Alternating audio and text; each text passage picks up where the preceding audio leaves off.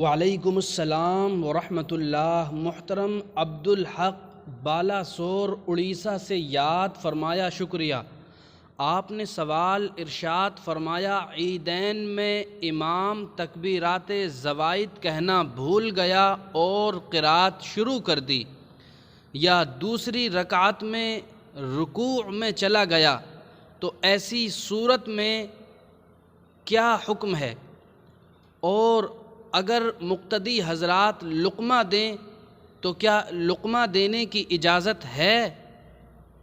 الجواب بعون الملک الوہاب۔ محترم، عیدین کی نماز میں 6 تکبیرات زوائد ہیں، یعنی پہلی رکعت میں ثنا کے بعد قرات سے پہلے 3 تکبیریں ہیں،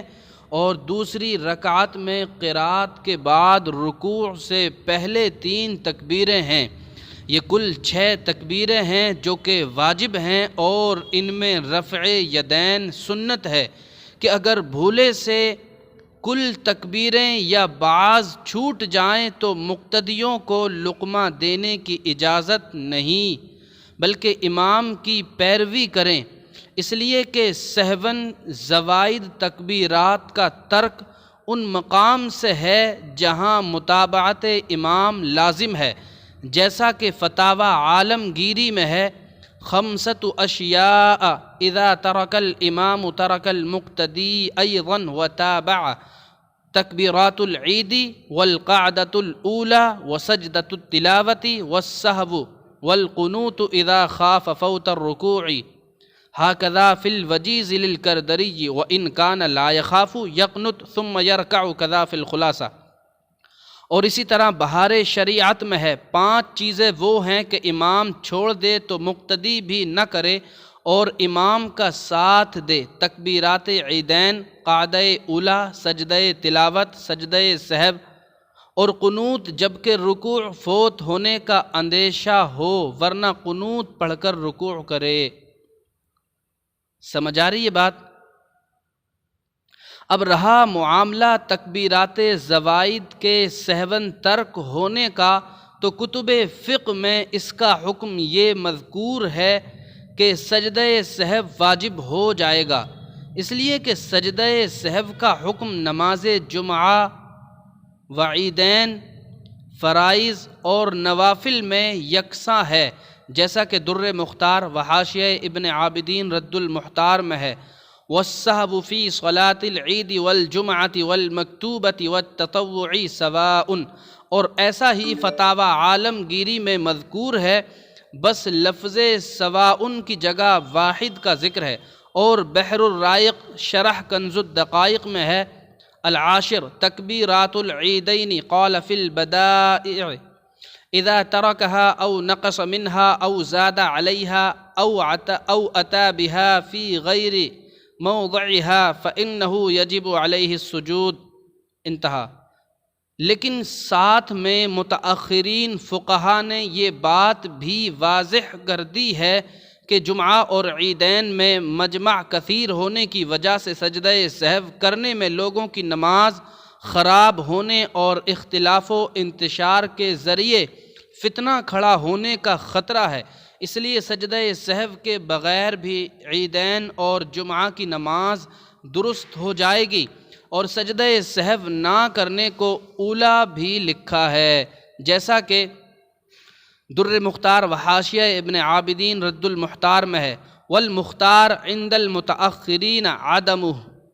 فی الاولیین لدفع الفتنة کما فی جمعۃ البحر واقرہ المصنف وبہ جزم فی الدرر۔ اور رد المحتار میں ہے، قولہ عدمہ فی الاولیین الظاہر ان الجمع الکثیر فیما سواہما کذالک کما بحثہ بعضهم وکذا بحثہ الرحمتی وقال خصوصا فی زماننا وفی جمعۃ حاشیۃ ابی السعود عن العظیمیہ انہ لیس المراد عدم جوازہ بل الاولی ترکہ لئلا یقع الناس فی فتنة۔ قوله وبه جزم فی الدرر لکنہ قیدہ محشيها الواني بما اذا حضر جمع كثير والا فلا داعي الى الترك، اور تحتوی علی مراق الفلاح میں ہے ولا یأتی الامام بسجود السہو فی الجمعة والعیدین دفعا للفتنہ بکثرت الجماعہ، انتہا۔ اور اگر مقتدیوں کی تشویش اور ان کے درمیان انتشار واقع ہونے کا اندیشہ نہ ہو، مثلا جماعت مختصر ہے اور تمام لوگوں کو سجدہ سہو کا علم بھی ہو جائے گا، تو اس صورت میں اگر کوئی واجب ترک ہو جائے تو سجدہ سہو ادا کر دیا جائے، جیسا کہ در مختار میں حضرت امام حسکفی علیہ الرحمہ کے قول عدمہ فی الاولیین اور وبہ جزم فی الدرر کے تحت، رد المحتار میں حضرت علامہ ابن عابدین شامی علیہ الرحمہ کے کلام انہ لیس المراد عدم جوازہ بل الاولی ترکہ لئلا یقع الناس فی فتنۃ، اور لیکنہ قیدہ محشیہا الوانی بما اذا حضر جمع کثیر والا فلا داعی الی الترک سے ایسا ہی ظاہر ہے۔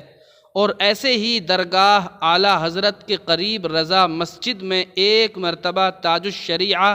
حضرت مفتی اختر رضا خان علیہ الرحمہ نے جمعہ کی نماز میں سجدہ سہو کیا تھا، یہ عبداللہ بھی اس نماز میں حاضر تھا۔ امید ہے تسکین ہو گئی ہوگی، باقی واللہ تعالی عالم۔